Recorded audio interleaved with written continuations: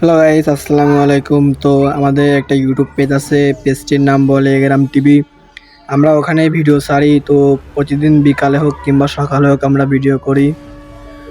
তো যাই হোক, আজকে বিকালে শর্ট ছিল, ভাইয়া ডাকলো, ভাইয়া বললো আসো বিকালে ভিডিও করব। সেই জন্য আজকে বিকালে সবাই এক এক জায়গায় হয়েছি, আমরা এক জায়গায় হয়ে আজকে আমাদের ভিডিওটা করতেছি। এখন আমাদের ভাইয়া দেখেন হাই দিচ্ছে, এখান থেকে সবাই হাই দেবে এখন।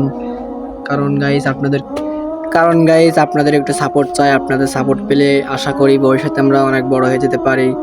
আপনারা যদি আমাদেরকে সাপোর্ট করেন তাহলে আমরা অনেক খুশি হই। আমাদের পেজটি আপনারা সবাই একটু সাবস্ক্রাইব করে দিবেন। আর আমাদের ভিডিওটা ভালো লাগলে সবাই একটু লাইক কমেন্ট শেয়ার করবেন। আপনাদের কাছ থেকে আমরা এটাই চাই, আর কিছুই চাবো না আপনাদের কাছে। একটা ভিডিও করতে গেলে কতটা কষ্ট হয়, যারা ভিডিও করে, যারা কন্টেন্ট ক্রিয়েটর আছে তারাই বোঝে একটা ভিডিও করতে গেলে কতটা সময় লাগে, এডিট করতে কতটা সময় লাগে, আর ভিডিও করতে গেলে কতটা সময় লাগে, কতটা কষ্ট হয়।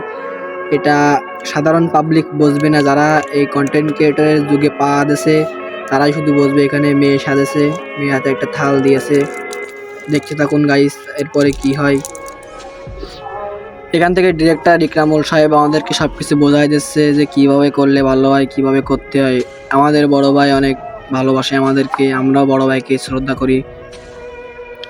এখান থেকে ভাইয়া আমাদের দেখা দিচ্ছে যে কিভাবে কি করলে ভালো হয়। ভাইয়া এডিট করে একা, ভাইয়া সবকিছু করে একা। কিন্তু এই যে রুহুল আমিন নতুন ক্যামেরা ধরা শিখতেছে, ওকে ভাইয়া শিখাচ্ছে। ভাইয়া তো একা পারে না, সেই জন্য ওকেও শিখাচ্ছে। ক্যামেরাম্যান হিসেবে ওই কাজ করবে আজকে থেকে আমাদের ভিডিও করার জন্য। ওকেই ক্যামেরাম্যান রাখা হয়েছে, ওই সবকিছু করবে। এখান থেকে শুট শুরু হয়ে গেছে, দেখতে থাকুন। ভাই ভিডিও করা যে কতটা কষ্টকর সেটা একমাত্র যারা ভিডিও করে তারাই বুঝবে। তো গাইস, আজকের ভিডিওটা এই পর্যন্তই। সবাই ভালো থাকবেন, আমাদের জন্য দোয়া করবেন, আমাদের সবসময়ের জন্য সাপোর্ট করবেন। আল্লাহ হাফেজ।